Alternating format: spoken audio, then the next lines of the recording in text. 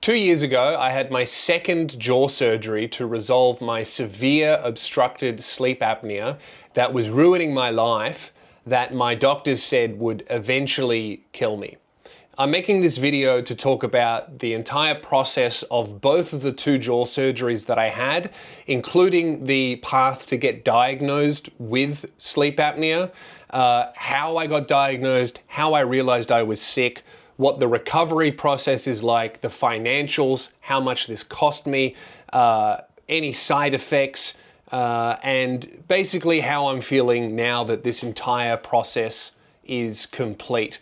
I'm making this video because when I got diagnosed with sleep apnea and told that I was supposed to go through these surgeries, I scoured YouTube to have a look at videos from other people that had gone through similar surgeries, and none of them were made by people who knew how to make videos. And I know how to make videos. It's my entire job. I'm a stand-up comedian. I'm a YouTuber.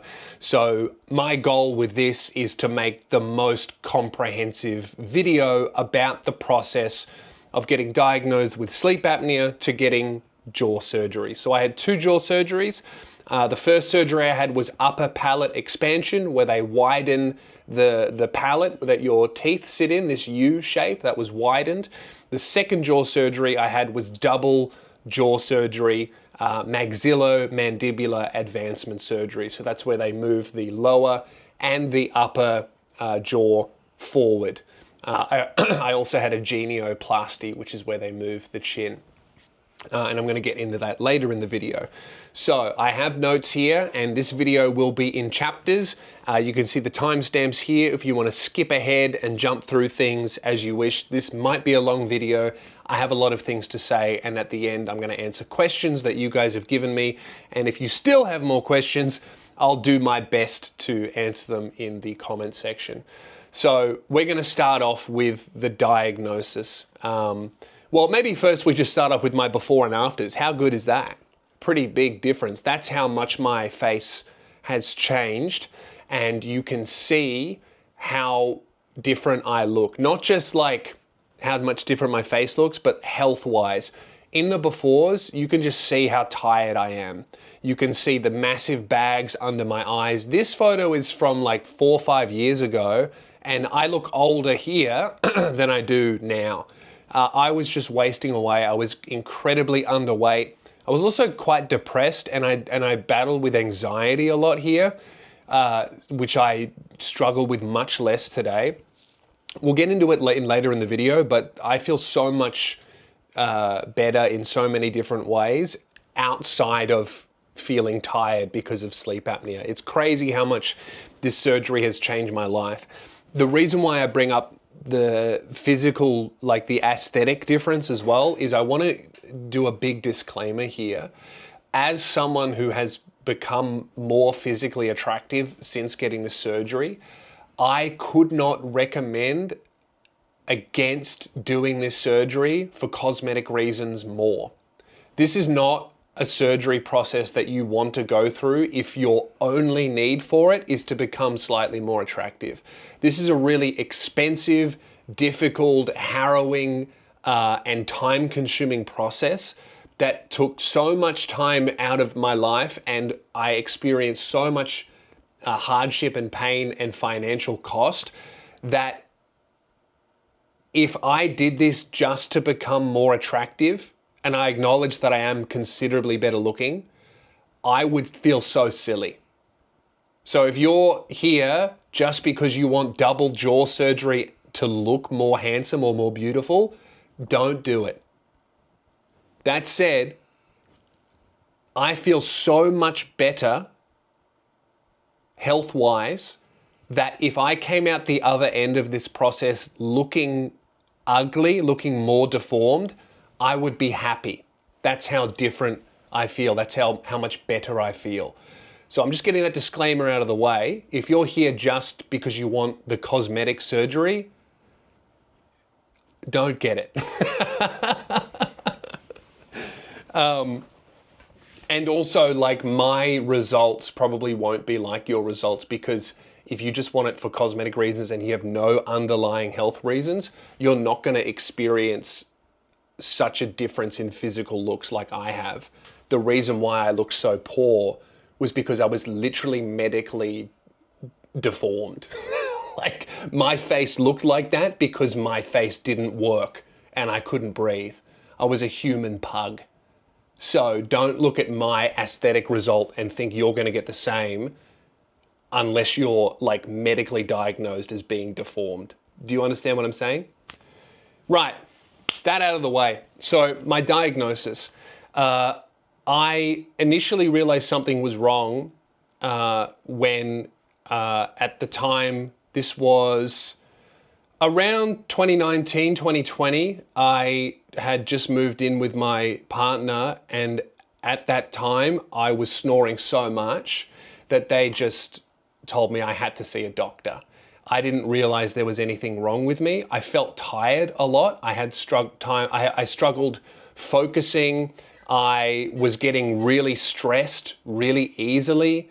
I was kind of irritable. I had a bit of a short fuse, and I was struggling with depression, even though there was nothing bad really going on. I had a pretty high stress job, but nothing terrible had happened to kind of justify these feelings that were coming out of nowhere. But the main thing was just fatigue. I was so tired all the time. I could not stay awake past like 11 p.m. and my job is working nights. I'm a comedian. So that's important for my job. And I just really struggled. I couldn't focus on things. I was just exhausted. I felt like I wasn't sleeping properly. And initially, we put this down to me having a deviated septum because my nose, even now, doesn't really work. This, believe it or not, since the jaw surgery is better. So you can imagine how bad it was before. So I thought, okay, I can't breathe through my nose. I'm a mouth breather. I'm not getting enough air through my nose. So I first went to a nose and throat specialist, an OSA, to look at my nose. And he had a look at my nose. He had a look with the camera and everything. And then he also had a look down my throat, down my airways with a camera and with a stick and just visually. And he said, oh yeah, your nose is busted, but far, far worse than your nose is your throat. Your actual airway is so narrow that I could completely fix your nose and it wouldn't make a difference at all because you're not getting enough air in.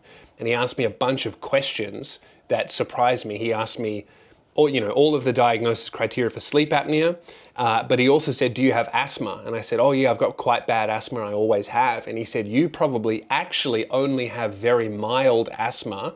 It's just that your airway is already so narrow that if your asthma flares up a little bit and constricts it even a tiny amount, it will have an outsized effect on you. And that's why your asthma is so bad. And this blew my mind because I've struggled with asthma my whole life. And since the surgery, I haven't really at all. So that was the first bit. So what he got me to do after that was from the OSA, which you need to get a referral from your GP. So I should go back. I went to my GP first. I said, I'm tired. I think it's my nose. I need someone to look at my nose. They got me a referral to the OSA. He looked at my nose. He said, yeah, it's busted, but it's really your airway. From there, he referred me to get a sleep study done. And also, after I got the results for the sleep study, he got me a referral to the jaw surgeon. And so I went and I did the sleep study. And a sleep study is basically you go into the hospital or the clinic or wherever it is, and they put a bunch of electrodes on you and they hook things up to your nose and your head and your brain, and they monitor you when you're asleep. And my results from that sleep study were shocking. I stopped breathing upwards of 47 times an hour, and sometimes those stoppages were upwards of a minute. So sometimes I would just be lying in bed, going like this, just trying to get air in, and I would not breathe for about over a minute. Sometimes not for a few seconds, not for 10 seconds, but sometimes over a minute, and it was 40 times an hour. And when we came back to the sleep specialist after doing the sleep study, he said, oh yeah, this is severe. And at the time I was like 26 or so. he was like, you are way too young to be having sleep apnea this severe. And I was also very underweight. Like I was a lot skinnier than I am now. I'm not overweight at all. So he said, this is really bad and it's only going to get worse with time. So if you leave this unaddressed, it's something that could kill you in your 50s or 60s. Because what happens is if you leave sleep apnea unaddressed, it just puts heaps of stress on your heart. And this is why you often see, dudes in their 50s who are otherwise pretty healthy having heart attacks in their 50s. It's often because they have sleep apnea, they're suffocating all night, it puts a lot of strain on the heart, and then when they're awake, bang. So from that point, that's what got me diagnosed with sleep apnea. And then I took those results and I got a referral to see a jaw surgeon. Now, my surgeon, his name is Dr. Sam Verco. He works in Victoria in Australia, and he is the GOAT. I could not recommend him more highly. I have since had people who have followed me say they've gone and seen him and they love him. I've had fans reach out and say he was their surgeon. I've only ever heard extremely positive things. So I had my first meeting with Dr. Sam Verco to discuss jaw surgery. And I'd done a little bit of research, but I just wanted to listen to him. And essentially, he agreed with all of the other doctors, the OSA, the sleep specialist, the GP, a bunch of other people that I had seen. And the process was, we went in, he said, yep, he just looked at my face and he said, yeah, you're probably a viable candidate for jaw surgery, but we need you to get x-rays to see, what's going on, just to make sure that it is definitely this. So then I had to go and get x-rays and a few scans. We came back to Sam Verco, he had my x-rays, and we looked at my airway and it was tiny. It was so small. You could see it on the x-rays. If I have them, I'll pop the x-rays up here. You can just see how small my airway is. There's no airway getting through, air getting through here at all. For context, this is what my airway looks like now. You can see how much bigger it is. So he said, yes, you need jaw surgery. And this is where it gets pretty difficult, because in my case, everyone's case is going to be very different, but in my case, they couldn't do the jaw surgery that would resolve my sleep apnea without first doing palate expansion. Because as you can see in my before picture, my upper palate, which is the bone up here, that underneath your nose, that all your teeth sit in, that palate, that horseshoe, was so narrow that you can see my front teeth are overlapping. So what they needed to do was they needed to widen it and then use braces to align all of the teeth, so that when they moved the upper and the lower, my teeth would mesh. Because if they just did the second surgery first, my bite it wouldn't close. So they needed first to get my upper palate ready for the lower palate to be moved with it. So palate expansion. A lot of people look at my second surgery I had, upper and lower jaw surgery, and they look at the process and they think that must have been the worst one. I'm not going to lie. The second jaw surgery was nowhere near as difficult as the first surgery, and the recovery is so different. So upper palate expansion, it's a relatively simple surgery. What they have to do is they have to go up in here and they just cut a little bone that fuses your skull essentially, and then they widen it a little bit and they move it. But the thing is, all the skin up here in your upper palate, they can't stretch it very much. So they can't just cut and move it like they can your face skin, because your face skin is very malleable. If you can feel the outside of your face skin, it's very stretchy. That's why they can do a big movement with your bones. But the upper palate, that skin on the ridge of your mouth, doesn't stretch very much. So they can't just widen it all in one go. What they have to do is they have to make a tiny little cut to separate the upper palate, and then they fit in what's called a spacer. And that wraps around your back molars here and here, and then it sits essentially, like this in your mouth. So, right there. And it's something that sits right in the middle of your mouth. I've got a photo of it here. That's what my mouth looked like. That thing sits in your mouth from before the surgery to, I would say, about 6 months after, maybe even a little bit more, depending on how much movement you need to do. So to get that fitted, I needed to go to the orthodontist. And my orthodontist was Dr. Peter Scott in Frankston. Amazing. Again, same thing. I was in great hands. Really, really, really, really, really great. Only heard good things before and since. So Dr. Peter Scott and Dr. Sam Verco are great, and they work very closely as a team.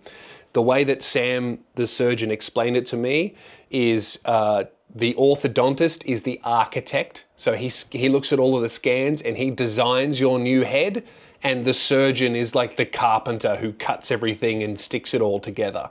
So they work as a team to build the perfect skull that can breathe.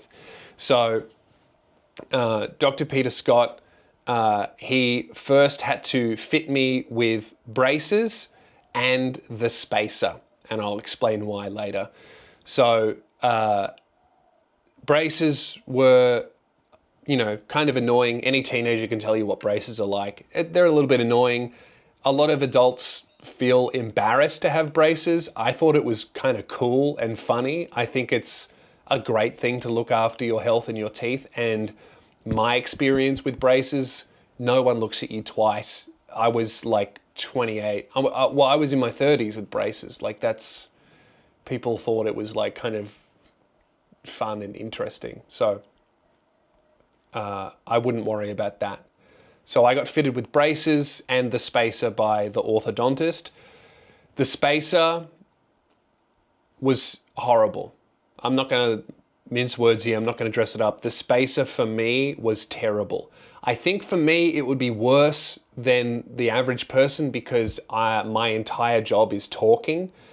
But the spacer gives you a lisp, right? If you put your finger in your mouth like that and then you try and speak, that's exactly what it was like. It's not braces. It sits over the roof of your mouth and it makes your mouth like it halves the size inside your mouth. So you have to learn to talk around it, and it's metal and it scratches your tongue. It makes eating food disgusting because it gets caught on the roof of your mouth. It's like you have two roofs in your mouth. Awful, right? I think particularly terrible for me because I have a talking job, but I think anyone would struggle with the spacer. I'm going to play a clip of what I sounded like with the spacer in my mouth. Bear in mind, this was when I was comfortable enough to speak on camera. This was about as good as I could sound. Elon Musk is in the news after allegedly having an affair with the founder of Google's wife. Looks like Elon's search history is going to be leaked soon, and I just know he's been looking at feet. Elon Musk came out and denied the allegations, saying that he works crazy hours and doesn't have time for shenanigans. But then again, Elon, you've had 8 children by 3 different women. Between that and the Twitter deal, it seems like you're much better at shenanigans than you are at pulling out. As you can see, I'm really struggling there to enunciate my words and not to lisp and everything like that. I won't lie to you, when that spacer was put in and I tried to film something, I cried. It was that difficult and frustrating, and I was so stressed about my job, and I knew I was going to have it in for a really long time. It really was very, very difficult for me having that spacer in my mouth. It's overwhelming from a sensory level. It makes eating disgusting. It makes it really difficult to talk. It was very hard. It was very worth it, but it was very hard. And I think it was harder for me because my job is talking. I think I would not have struggled anywhere near as much if I just had a normal physical job or an office job or something where I didn't have to speak for a living. So I think that was just my struggle that I had that maybe you wouldn't struggle with. So the spacer, the reason why you have that in is because that is how you actually widen your palate. The surgery just breaks the bone. You have to do the widening. So I was given a key, and every morning and every night I had to turn it 1, 2, 3. And that was prescribed by the surgeon. However many key turns would get my jaw to widen a certain amount, or my upper palate. That didn't really hurt. It was uncomfortable. I thought it would hurt. It just had a general feeling of tightness. That wasn't really painful. It was just kind of a bit of body horror and unsettling. It was not a fun thing to do, but it didn't hurt. It looks like it hurts, but it doesn't hurt. So I would do that every morning and every night, and my palate would get wider and wider and wider. And the annoying thing is, the braces are supposed to supposed to make your teeth nice, but the key widens your palate, and the widening happens so much faster than the braces work. So before long, I would say about a month or so after I had the surgery, I had a gap tooth that looked like this. This was embarrassing. I looked like this. This is maximum expansion. I looked like that for about a month before the braces really started to close it. I think in real life this looked worse. Like, not an exaggerating, my thumb, I could fit it between my 2 front teeth. It looked like I was supposed to have 3 front teeth and I lost the middle one. Like that was a very difficult period. You could see my tongue moving in my mouth when I was speaking to you. I would frequently spit involuntarily. I couldn't help it because I had the spacer and I had this huge gap. I would spit. It was gross. But again, more difficult for me than the average person, because my entire job is being on camera and speaking and performing and enunciating. And so probably harder for me than a lot of other people. Yeah, it made me lispy.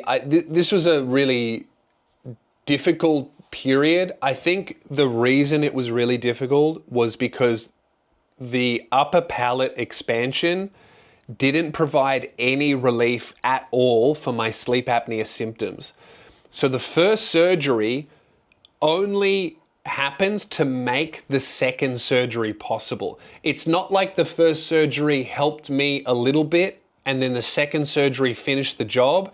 It's the first surgery did absolutely nothing for my sleep apnea. It just made the second surgery possible.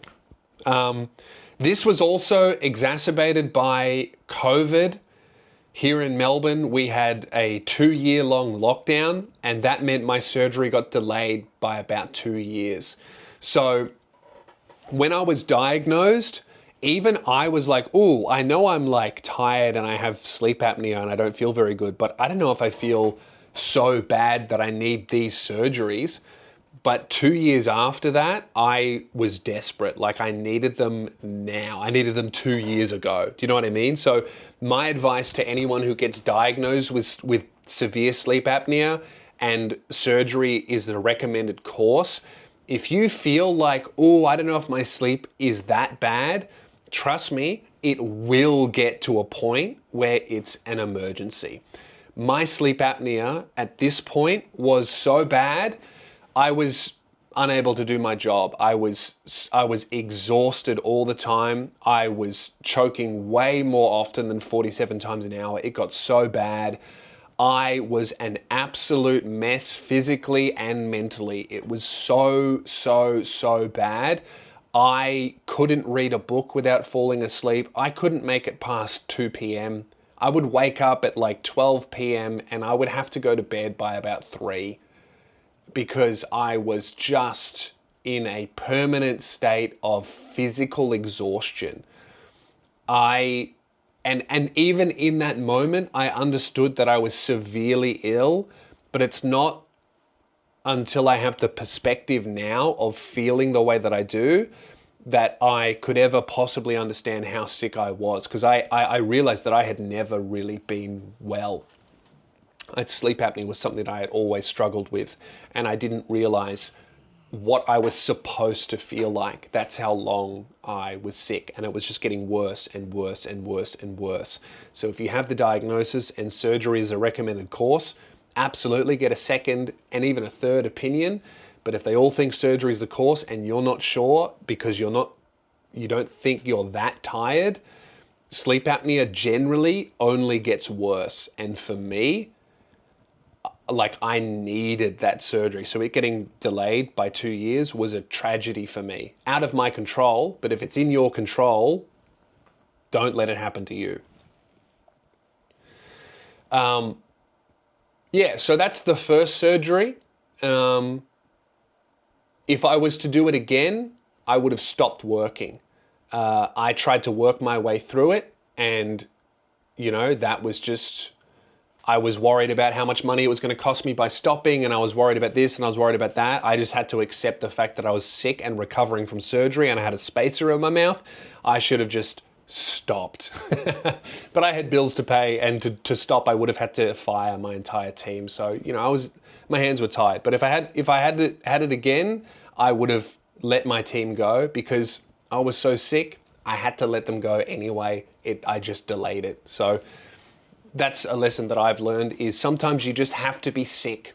If you're really sick, you really got to address it, and you really got to focus on getting better. And sometimes that means you have to stop working and focus on being sick so that you can become well. That's a major lesson that I learned from this whole process, is if you're sick, you have to be sick, because if you don't be sick, you will become worse and you'll never become well. The best way to beat a sickness is to acknowledge that you're sick and start focusing on getting better and resting. Food and feeding myself. I learned so much from the first surgery that I was crushing it by the second surgery. I made so many mistakes, and a lot of the mistakes I made was because I listened to other people online. Okay, so if you are getting a jaw surgery, you will not be able to chew food, okay? So don't buy baby food. Don't be going out and buying soft food and things like that and drinkable meal. Fuck all of that. Here's how you actually do it, because I made all the mistakes. I got the baby food. I started making soft soups and vegetable stuff. Fuck that, okay? What you actually want to do is you want to go out and buy the most expensive, nicest blender that you can afford, because you're going to use that every single day. You need the most expensive blender that you can afford, and you need to be making the most calorie-dense protein shake that you can, because you actually want to be eating as little as possible. And by that, I don't mean consuming as little calories. I mean physically, eating is so difficult and so gross and so yuck to do when your face is swollen and cut up and you've got blood and all this kind of stuff. It's such an unpleasant experience that you only really want to try and get away with doing it once or twice a day. That's what worked for me, is I just tried to make a really high calorie protein shake and have that once or twice a day. Because if you start doing the stuff like baby food and soups and small mushy things, you actually have to eat more frequently because they've got less calories in them, and that's a really unpleasant experience, and that makes you resent eating at all, right? So here's what you want to make. Here's what I did. This got me through the second surgery. The first one, I just did baby food and soup and things like that, and it was a huge error, right? The second surgery, I crushed it. This is what you want to do. You want to have 500 mils of full cream milk, oats, a massive spoonful of peanut butter, a scoop of mass gain protein shake, not a normal protein shake, but the high calorie protein shake. Yes, even the women, this is what you want to have. And I just put blueberries, like some kind of fruit that you would like. You could maybe even put ice cream in it. That has a lot of calories too. You blend that up and you put it in a sauce bottle. So like a big sauce bottle, you can get them from Amazon, because you won't be able to open your mouth up very much and you can't suck. People think, oh, you can just drink through a straw. There's no sucking action at all. You just have like, I would have like a sauce bottle that had a tip, and I would go like this, and then I would squeeze the food in, and that's how I would get it in. And if you have a really good blender, even though you're shoving all those oats and the protein powder and the peanut butter and the fruit, it's going to be real smooth, and that's why you need a very, very good blender. Making something like that and having that once or twice a day, plus some juice, maybe, you know, some liquid vegetable juice or something like that to get your vitamins in. That's what's going to get you through so much better than just like, you know, soups that have been blended and stuff like that. Because all of that, you know, like having mum's pumpkin soup is like, it tastes nice, but there's no calories in it. And when your body has gone through so much physical trauma and is trying to grow bone and heal flesh, you need as much calories as possible. And you're going to be really tired and groggy from the pain medicine, and the swelling is going to make eating and drinking anything very uncomfortable. So you just want to blend something super dense with heaps of calories and protein and have that once or twice a day, and then you're done. That's a lot easier. And, you know, the recipe that I gave that I'll put in the comments tastes really nice. I still drink it today. And you can heat it up, and that's like warm. So yeah, that's my food. The mass gain protein powder is very important. And then once you are able to move your mouth and you can chew a little bit, you know, stuff like porridge and very soft pasta is good as well. But it's really that period where you can't chew anything. That's when you need to just be doing the protein shakes, because anything else is a waste of effort. And it's difficult, and you're just going to be starving. So you want to do that. So that's food and the first surgery. The second surgery, how long have we been going here? Oh, about 30 minutes. So the second surgery that I had was MMA surgery, maxillomandibular advancement surgery. This is the double jaw surgery. So this is the big one. And I had the second jaw surgery about 18 months after the first one. So that was a long waiting period where I just got more and more sick. And that's just how long it takes for you to properly heal from the first one and for the braces to get your teeth ready. There's no way to make that faster, or at least there wasn't for me. So that was really difficult because my surgery got delayed by 2 years because of COVID, and then I had to wait another 18 months from the first one. So it was from diagnosis, it was about 3 years until I got the surgery that actually fixed the problem that we were actually trying to resolve. So my experience will hopefully not be yours, because that was really bad. If I got this 2 years earlier, it would have been so much better. But you know, that's not in my control. So whatever.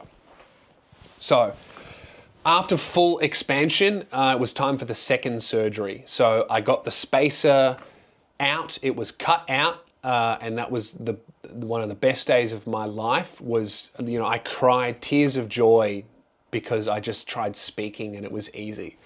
So that was great to get that out. But that spacer was in for like over a year. That was really tough. The second surgery looks much worse. It looks much more drastic. There's a lot more cutting, but I promise you, the recovery for this was actually pretty easy, and it wasn't painful at all. So the second surgery is where they move everything. So this is the widening of the airway. So now that my upper palate was wide enough, and I got this nice horseshoe of teeth, what they do with the second surgery is this bone underneath the nose that all your teeth lodge into. They cut up here, so I've got this big scar here that I can't really feel anymore, and they go and they cut through here, and they pull the bone out and they flick it forward, and all of your teeth are in that bone. It's like those chatterboxes that you can play with. So they flick that forward, and they also, with me, I had a very long face, so they moved everything up. So they removed a lot of bone that was between my mouth and my teeth, and they moved everything up, because you can see I've got quite a gummy smile in my before, and now when I smile, you don't see any gum, you just see teeth. And then the lower, they cut here like this, and they attach that and they pull it forward. and then they also cut the tip of my chin off and they moved it forward. And how the surgeon explained it to me is my teeth used to kind of slope downwards. They'd be pointing down like this. So they cut it and they tilted it like this. So they tilted my whole face like this, and then they moved it forward and they moved it up, and they cut the tip of my chin off and they moved that forward as well. And that's how I've got this nice like line here that you can see. And you know, everything is like nice and forward facing, and I got this chin. And then they screw everything back in, and your bone, there's like a gap here, but your bone closes it. It's like breaking an arm, you know, they just put everything back and then your bone closes the gap. And I still have all my screws in. Those will stay in there for the rest of my life, hopefully. You know, I don't think there's any risk of infection now. That's the only reason they'd be taken out, is if they got infected, but mine didn't. So that's fine. I can still feel them. That's a cool party trick. I get people to feel my screws and it freaks them out. What was I saying? So that's the second surgery, and that what that does, it widens the airway because your tongue sits in here, right? So it moves the tongue forward, and that opens up the airway, and then more air can get in. My surgeon, Dr. Verko, he said, I'm going to get the math wrong. I failed high school, but he said something like there's some sort of formula where if you double the width of the airway, because air can compress, doubling the width of an airway means like 1,000% more air volume can get down your throat and out. I don't know what the exact figures are, but that's how he explained it to me, and it makes sense because air can be compressed. So the second surgery is a much more intense surgery. There's a lot more cutting and moving, and it's a lot closer to airways and stuff. So I stayed in ICU, the intensive care unit. Overnight. I was in ICU for one night, and then I was moved to just the general ward for another night. Memory's foggy. I was on a lot of pain medicine. Like this was way more pain meds than the first surgery because it was much more intensive.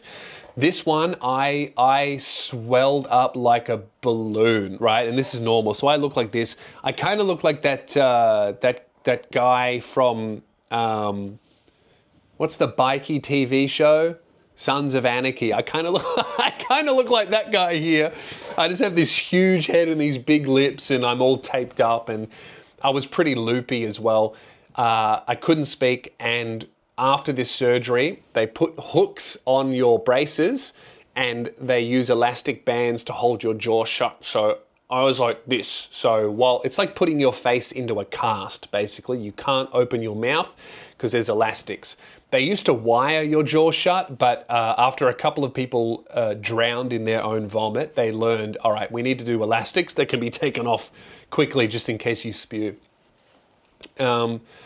So after 2 nights in hospital, I came home. My food, my face was held together with rubber bands. The food was exactly the same, and I learned my lesson from the first time, so I wasn't doing any of this soup rubbish. I was just doing those like super high calorie protein shakes with the sauce bottles, and that was easy. I would make like, you know, using half a liter, I would make 1 or 2 of those a day, and I would just have little sauce bottles, and throughout the day I would just sip on it, and I would make that meal stretched for the whole day. There was honestly hardly any pain at all. The surgeon explained to me there's barely any nerves because none of the cutting is on your skin. It's all done inside the mouth and on the bones inside your face. There's really no nerves here. Like if you feel here, what you're feeling is the nerves on your skin. There's no nerves inside your face bone. So really there's no, for me at least, there was no pain pretty much at all. In fact, I was on oxycodone or oxycodone or oxycontin. I was on oxycontin, and I was prescribed that for 7 days. I stopped taking it after 3 or 4 days. I just didn't need it. I went down to Panadol. There was hardly any pain. There was a lot of pain, but that came later. So yeah, jaw held shut with rubber bands. The food was exactly the same. I was just in bed. One thing that I will really recommend is for both surgeries, you do need someone there. You need someone taking care of you for at least, I would say bare minimum 3 or 4 days. Like, this is something where you go home to stay with mum and dad, or you need a girlfriend or a boyfriend, or you need a sibling, and you kind of need them for those first 3 days. You need them 24/7, because I was wobbly on my feet. I needed help getting up and going to the bathroom. I couldn't make my own food. Those first 3-4 days for both surgeries, you can't do it by yourself. You need someone there. And, you know, I was very lucky. My mum came over and she stayed. She slept on the floor on a mattress next to my bed, and she waited on me. I needed that, and she was there for like a week. So I would really recommend that, at least a week. You don't want to be by yourself, because I was super unsteady on my feet. All of the pain medicine, all the trauma in your face, and just being a little bit disoriented. If you fell over, it's over. You'd smash your face and you would explode. It's not a time to be alone. And there is also like a choking risk and things like that. But the second surgery, even with all of the swelling and the bleeding and like the stitches in my face, like, honestly, it was the best that I had felt for 3 years. It was an instant cure. Like, of all of the life-threatening illnesses and surgeries to undergo, this is one of the best ones, because you get cured instantly if it's done right, and if the movement is large enough. It changed my life instantly. Even with all that pain, I was sleeping like a baby, and all the swelling and all the uncomfortableness. I had never slept so well in my life. And it took about 10 days for the swelling to go down and for me to be up on my feet and doing things. But I cannot explain to you the night and day difference that I felt instantly, and it just got better and better and better and better. So good. And I'll get into how I feel later in the video. I'm getting through the surgery process now. So, numbness. People ask about side effects. People ask about if I have any numbness or if there was any pain. So the second surgery, a lot of pain came after the swelling went down and my face got used to its new position. So I didn't have any pain from any of the cutting or any of the wounds or anything. I had a lot of pain after about a week or so in these muscles. I think they're the masseter muscles. Because your face is used to the position that it used to be in, it is a huge stretch, right? My jaw was all the way in the back of my neck, and then it got moved all the way to here. The muscles get stretched with it. And the muscles have to actually grow longer. And being held in that position when you're wired shut, because you have to keep the elastics on for a very long time, it changes for different surgeries, but for me it was weeks. I would take them off and my jaw would literally be like shaking from like exercising and holding a stretch for so long. It was literally, my jaw was swinging like this, like I just spent 3 weeks doing ecstasy at a nightclub for 3 weeks in a row. My jaw was swinging, and that was really uncomfortable. But I would just take the bands off every now and then for like an hour of relief, and then put them back on and go through that. So that gave me a lot of headaches, and it was very uncomfortable and painful. So yeah, now numbness and side effects. So there was no numbness at all after the first surgery. The second one there was, and there still is. So it's been 2 years since the second surgery, and I still do have numbness. So this is something to be aware of. It's not common for everyone, but some people do have numbness. So you have these nerves on the bottom half of your face that go all the way down to your neck. So when they do the cutting, they have to lift them up and move them out of the way. So left-hand side of my face, completely normal, absolutely fine. I don't have anything that I would recognize as different. The right-hand bottom side of my face is partially numb. I do have feeling, but it's just weird. It's quite numb. It used to be a lot worse. It's getting better really, really, really, really slowly. But it is still numb. It used to be completely numb, and then I got the wrong feeling back. Like when I would touch it, it felt like TV static, or when you hit your funny bone, it just felt completely wrong. Sometimes I would touch it and it would feel like I was touching it with ice. I would get this cold feeling. So I think the nerve is figuring out what's going on in its new position. I still do have feeling, but it is very much reduced, and that's a weird thing to get used to. I would say also that just the right hand side of my bottom lip is a bit clumsy. Like I stumble on words that I never used to stumble on. I think I'm hypersensitive to this because my job is talking and performing and enunciating and how I pronounce words and things like that. So it's something I'm pretty conscious of. I would say it still feels like tight, and that I have less control over this side of my bottom lip than I do this side. So that seems to be getting better, but really, really slowly. Like sometimes I think, oh, I guess this is just it permanently. Other times I think, oh, it's a little bit better. I'm hoping that it will completely go away.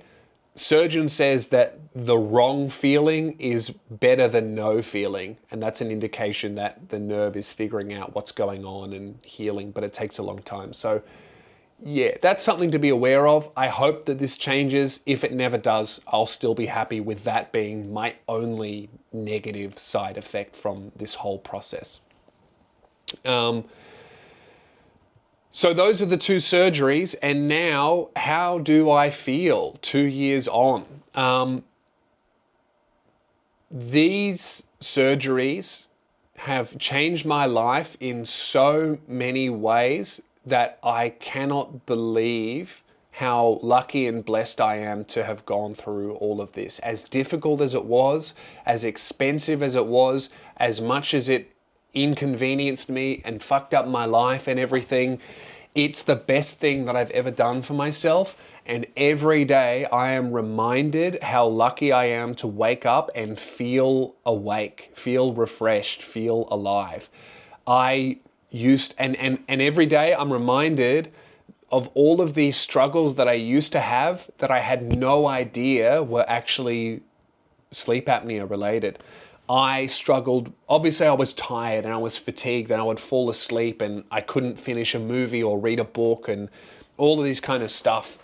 I would wake up feeling worse. I would wake up with terrible migraines from choking in my sleep. I would wake up and I would have blood in my mouth from like my soft tissue rubbing against itself. None of this stuff happens anymore. I used to have really bad breath. I don't anymore. I don't know why that's changed, but I just don't anymore. I have dreams now. I never used to have dreams. Now I regularly have dreams. I can focus. My focus is so much better. When bad things happen, I can process them and deal with them so much better. It's not like a huge emergency. I am eating a lot more and a lot faster. The craziest thing is I have put on so much weight, like so much good weight. I'm not talking about fat, I'm talking about muscle. As soon as I was sleeping well, my body, I felt like I went through a second puberty. I bulked up. I'm not even a strong guy, but for example, I'm 6'8". Right now I weigh 100 kilos. Just before the second surgery, I was floating around 70 to 71 kilos at 6'8". I was severely underweight. It was really, really bad. Terrible. I don't struggle with depression like I used to. I don't have anxiety like I used to. I feel so much smarter and sharper and able to pay attention. I'm much clearer about what I think. I can read. I used to love reading, but I just lost the ability to do it because I would fall asleep or be unable to retain what I was reading or unable to focus. I think I've become a lot funnier, a lot more creative. I'm writing much more. I'm so much more productive and prolific. I have time for friends and family. I have found God, and I'm part of a church and a big part of my community now. So much stuff that I just did not have room for in my mind and did not have energy for because of how my body felt, because I just wasn't sleeping. My life has changed in so many positive ways. I don't think it's fully quantifiable how much this has benefited me and changed my life for the better. And it's all from sleeping well. Like, that's how crazy it is. So even if you don't struggle with sleep apnea, if you have a bad sleep schedule, fix that shit, dude. Yeah, every morning I wake up at 6 a.m. and I'm almost in disbelief. Still, 2 years on, I'm like, I cannot believe I'm up and I can hear the birds. I used to wake up at 12, 1, 2, sometimes 3 p.m. feeling horrible, and I would drag myself out of bed to do the absolute bare minimum so that I could pay the bills and go back to bed. It was so bad. Now I wake up with energy and gratitude and joy, feeling rested. I had a dream last night. Oh man, I can't believe I had a dream.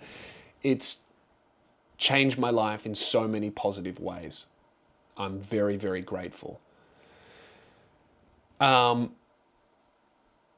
Aesthetically, yeah, I look very different. That is something I'm still getting used to. I think depending on your age, like I got this done in my late 20s, and I looked a certain way from like 18 to when I started these surgeries, and now I look, I think, completely different. It's sometimes I look in the mirror and I go, who the fuck is that? Like I think in my head, I still picture myself how I used to look. I think it's going to take me a long time for me to get used to how I look. I'm happy with how I look. I think like objectively I'm more handsome, and you know, I love my teeth. I got beautiful straight teeth now, and I never really felt self-conscious. I never looked at myself in the mirror and thought that I looked ugly or thought that I needed a surgery or anything. I never looked at my face and thought, oh, this needs to change or that needs to change. But I can recognize that now I look so much better than I used to. And that's cool. You know, I think that's as far as side effects go, that's a pretty good side effect. You know, most life-changing and life-saving surgeries leave you a little bit deformed, but it's okay because at least you're alive. This is one of the only like surgeries that you need to get that, you know, is also a cosmetic surgery. Like, people do this just for fun. So that is good. I've noticed a weird thing. Strangers are nicer to me. Even men. People are more willing to talk to me. My female following on Instagram, YouTube, TikTok, Twitter, everything has doubled. I tripled, actually. I think I used to have a 7% female viewership. Now it's 21%. That's insane. I don't think I've gotten that much funnier. I just look different. But I think a lot of that also is like my energy. You know, I'm healthy and I'm awake and alert and I'm aware. And I think that, you know, you receive what you put out. And I think obviously there is a huge pretty privilege element to life in general. But also I think I have a better experience with people because I'm just better, because I'm not sick and like feeling fucking terrible. But I have noticed, like, yeah, a huge difference in how people treat me. And I guess that's a little bit sad that the better looking you are, the better you're treated by strangers. But I haven't noticed anyone, like, in my personal life, my friendships, my relationships, my business thing, like, no one's treating me different because I look different that I actually know. So yeah, you get a boost with strangers, but like once those strangers become your friends or people that know you, that kind of fades away and you just become a normal person. And I don't think I'm treated any different by anyone who's actually in my life, including the people that I've met since my new face. So I think all of that pretty privilege, it kind of evens out in the wash when you get to know people. But it is nice to get better service at every restaurant and cafe and hotel that I go to because I look nicer. But it's weird, and it's something I'm still getting used to, and could be just put down to me being nicer because I feel better and happier. All right, the last thing before I get into questions and answer is the financials. So yeah, I mean, I'm not going to mince words. This is a really, really expensive thing that I did. It cost so much money. And it's not just what you spend, it's what you're not making while you're recovering. That's almost the bigger cost. Maybe not for you if you have a normal job, but for me, because my job is speaking and performing and my mouth is the tool, taking the mouth out of commission really hurts earnings. So that might not be a problem for you unless you're also a performer or a prostitute. But for me, it was pretty devastating cost. I did it all private. People asked, public or private. I did it all private. The main reason, though, I did it private was because in Australia, there is no public option for braces and orthodontics. It's only private. And a private orthodontist, because I was forced to go private with the orthodontist, I then also went private with the surgeon that the orthodontist works with, because they're like a team. So Dr. Sam Verco and Dr. Peter Scott are a team. So you get your private ortho and he works with the surgeon, and they know how to work together, so it's a better outcome. So who knows? If the public option were available to me, maybe I would have done it. But also probably not, because again, my face and my mouth, it's my tool that I use. It's so important. I can't do my job without, being able to speak well. And let's be real, how you look has a huge effect on how posts on social media do. My entire life is a public facing, I'm a public figure. So how I look, yeah, that's really important. So I did go private. And that does make it more expensive, but it also makes it quicker. I don't know the exact figures, but look, braces by themselves, $8,000. I would say like all up, I don't think you could get away with this private without spending less than like 40 grand. I don't know. I can't remember the exact figures, but I would place it between $30,000 and $40,000 all up.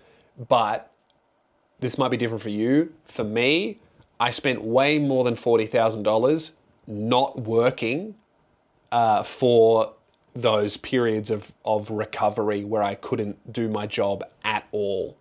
I couldn't perform, I couldn't do shows, I couldn't make videos. And that cost me, over the 2 surgery periods, which was like 2 years, that cost me way more than 40 grand. Like working super erratically and with long pauses, that'll cost anyone a lot more than $40,000. So yeah, there's the actual cost, and then there's the cost of recovery, which is not being able to work. So you do have to factor that in. I did have insurance. I don't know how it works in your country, but in my country, I had to pay for insurance for an entire year before the surgery. And then, even then, it didn't cover much of the cost at all. In my country, how my insurance works is a fully covered surgery is they will cover up to 50% of what a public surgeon would charge you for the surgery. And in Australia, like the surgery that I got would cost like $1,500 to the government. So insurance paid like $700, but I was doing it private. It cost fucking thousands of dollars. So insurance didn't cover much of the surgery cost at all for me. However, I'm very glad that I had it because it covered pretty much the entire stay in ICU. And I think the bill for that was like $40,000 or something ridiculous just for like one night. And insurance covered pretty much all of that. So even though all of the cost of the surgery was on me, the hospital costs were paid for by insurance, and that was way more than the surgery itself. So I would be fucked if I didn't have insurance. What you need to do though is you need to make sure, double and triple, quadruple check with your surgeon that the specific item number of your surgery that your surgeon is going to give you is covered by your insurance policy. So you need to ask your surgeon for that item number, and he'll know what you're talking about. He will give it to you. And then you need to find a insurance company that covers specifically that number, and you need to call them and double check that they cover that specific item number, and make sure that you understand what covered means. Because I thought naively when they said, yep, if you sign up with us, you'll be fully covered for that item number. I stupidly, or maybe not stupidly, I don't think it's dumb to believe that fully covered means they'll pay for it. That's what I thought fully covered means. You need to ask them, what does that mean? How much will it actually pay for this item number? Because I thought fully covered meant they would pay for it, but fully covered with my insurance in my country, Australia, meant they would pay for up to 50% of what the public health version of that surgery would cost, which was about $700. So, but they did cover the hospital stay. So I did, financially, I did win overall. I spent the insurance I had to pay for from pre-surgery all the way up to the end. I think I was paying about $120 a month in surgery costs. So with the 2 years, that cost me like $2,500, but I got way more than that back. So for me, it was good. I would recommend insurance. And then again, what I learned is if I were to do it again, I would have stopped working entirely and focused on recovery and gotten better instead of just trying to work through it, because I had this idea in my head that if I stopped, I would just stop making money and everything would fall apart. But that ended up happening anyway because I tried to use money to pay my way through by getting extra help and paying for things, doing this and that, so that I didn't stop making videos and doing my job and performing. It ended up costing me way more money.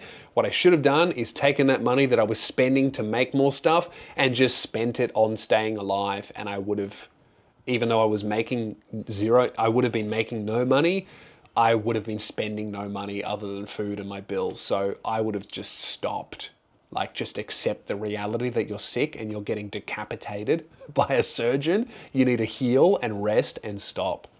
I didn't do that, and I paid the price, and I'm still in debt from that. So that's a big lesson that I learned, is just be sick. That is it. That's the first surgery, food, second surgery, numbness, side effects, aesthetic difference, financials. I guess it's time for questions from you. The absolute worst moment during the entire process, absolutely without a shadow of a doubt, the spacer in my mouth, and that went for about 6-8 months. That was not good. What about the surgery do you appreciate the most? Improved breathing or improved looks? Yeah, I did not do this for aesthetic reasons at all. And like I said before, if I came out of this looking uglier, I would be happy. That's how different I feel. This is not a surgery you want to do just for cosmetic reasons. That would be so silly. How much did the number of mums in your DMs go up? Heaps. That said, heaps. How did all of the stress affect your relationship with your loved ones? I would say that with a lot of people, it just kind of galvanized our relationships and friendships.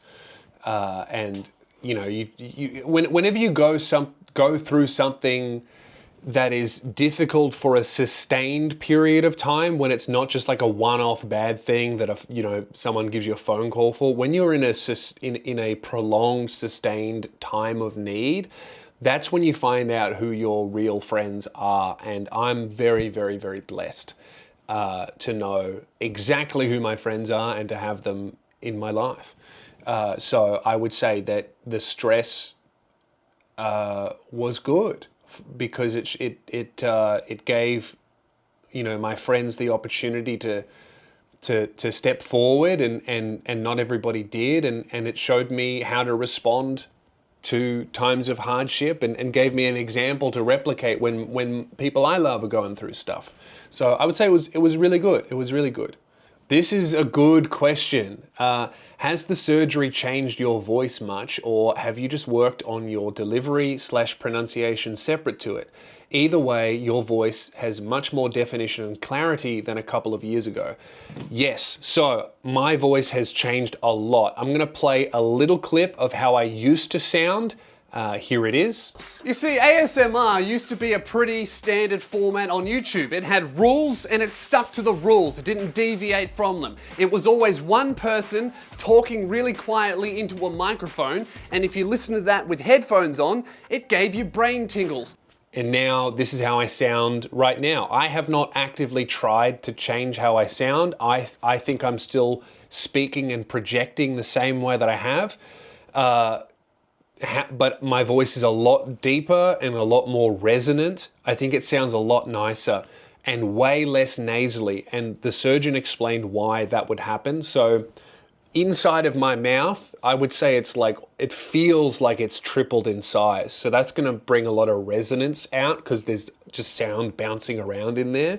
Also, the airway, like the throat that it's coming out of, is a lot bigger. There's a lot more space, a lot more boomy. But, and this actually is one thing as well, my nose has completely changed shape. It's easier to tell in the before and afters. In the before, the nose is like dragging down and being pulled downwards, and it's a lot narrower because my face has like widened. The nostrils, when it looks like I've had a nose job, nothing was done to my nose, but it's straightened out almost completely, and it's become a lot wider and more flat on my face. I think it looks better. But that's allowed a lot more air to go through my nose. Because like I said before, I initially started this because my nose was completely blocked. I thought that was the issue. I still do need, I did have a follow-up meeting with the OSA a few months ago. I still need my nose done. It's not an emergency. I will do it at some point. But honestly, I can't afford it. And even if I could, I'm sick of surgeries for a little bit. So I will get this done at some point. I imagine it will change the shape of it a little bit, or maybe not at all. But yeah, I think that's mainly the reason why my voice sounds different, is more air is coming through my nose, my throat, and my mouth is a lot bigger. I have not actively tried to change how I sound at all. I just sound a lot different and better, which is great. How did your family react that you had to get your face cut in half to get better? My mum was really worried and really concerned that I didn't need it. A lot of people were worried and concerned that I didn't need it. A lot of people assumed I was doing it for cosmetic reasons because that's what people think of when they think of jaw surgery. They think of the cosmetic. And don't get me wrong, my own surgeon, I think he said most of the time he does it, it is for cosmetic reasons. So I understand why people think that. So I think a lot of people in my life couldn't understand that I was doing it for health reasons. A lot of people, I think, struggle to understand what sleep apnea even is. Like, they think it's being tired. Like and you know, it's hard. I didn't even properly understand how sick I was until now. Like, I'm on the other side of it. I think a lot of people in my life were just like, what do you mean you're tired? I'm tired. I've gone out on Friday and Saturday night and had a bender and gone to work on Monday. Like, I understand what tired is, and it's so far beyond tired. You can't even explain it unless you've experienced it yourself. It's a level of fatigue that you just is so difficult to comprehend, and I don't blame people for not understanding. So yeah, a lot of people in my life didn't understand why I was doing it or thought that I shouldn't do it, and a lot of that is just fear for me, worry that I was doing it for the wrong reasons, like cosmetic reasons. And then also, you know, they would Google the surgery and watch videos, like 3D animations of how it was done, and it looks horrific and it looks painful. Even though it's not really, it just scares people. Were you given rehab or maintenance exercises to keep the jaw strong in its new position? No, I just kind of, when I was able to move it after the second surgery, the first one, nothing muscular changes. It's only the second one, because the lower jaw that you actually move is moved. I would just like open and I would just do like little stretches like that and just like stretch it every now and then. But yeah, I wasn't prescribed anything like that. Do you ever miss your old face? All the time. I still get uncanny valley when I look in the mirror and I see me. I think it's going to take a long time for me to get used to. I don't know. I understand and accept and completely fully comprehend that I look much better now, but I miss my old face. It's really weird. It's like I have this weird body dysmorphia thing where I look in the mirror and I'm like, who is that? And then I go, he looks great. Who's that guy? It's strange, but I think I'm getting more and more used to it. Did you get a lot of headaches before the sleep apnea was dealt with? All the time. I was having horrible migraines. I would wake up with migraines. I would go to sleep with migraines. The longer I slept, the worse I felt. I operated best towards the end on about 4 hours sleep because sleeping was just fighting for air and struggling and dying. It was horrible. So yeah, migraines and headaches were constant. How is your bite and jaw alignment? Any issues come up later? No. My teeth mesh perfectly. I've been given a retainer that I think I had to wear it for like 18 months, and then now I only put it in about once a week or once every 2 weeks, and you know, that seems to be fine. In fact, the ortho said I don't need to wear it at all, but I'm just kind of wearing it to, you know, just to make sure. Every couple of weeks I just chuck it in and I go, yeah, it fits, and I'll sleep with that. And I don't know, it's just a bit of peace of mind for me. That never bothered me. A lot of people get really annoyed or overwhelmed by their retainer, but I don't know, I have no issue with it. Where did you find light in the darkness during recovery? Well, just, I think if I were to go through it now, I would say God, but I wasn't there yet. I didn't have enough energy to even seek that out. But you know, family and my dog was amazing. I've got my dog here. She was great. The cats that I have as well. The cat knew I was sick. Like, the cat doesn't normally do this, but as soon as I got home from the hospital, the cat like laid on my chest and purred and just didn't leave me until I was up and walking about 5-6 days later. So that was beautiful. They, like, everyone, including the non-humans in my house, looked after me. So that's where I really found that. And also just you watching this, like my fans, like just knowing that when I was through the other end of this, people would be there to support me, and reading all the messages of support and love, and it was just so great to see and to read. Yeah. Funny story about my dog, actually. This is how I know I look very different. When I got home from hospital, from the second surgery, I spent a couple nights away, and then I got home, and the dog came out of the house, looked me in the face, and started going crazy, barking at me because I looked different. She was like, who the fuck are you? Get the fuck out of my house. And it wasn't until I went, it's me, because I'm all swollen and held together with rubber bands. I'm like, it's so good, it's me.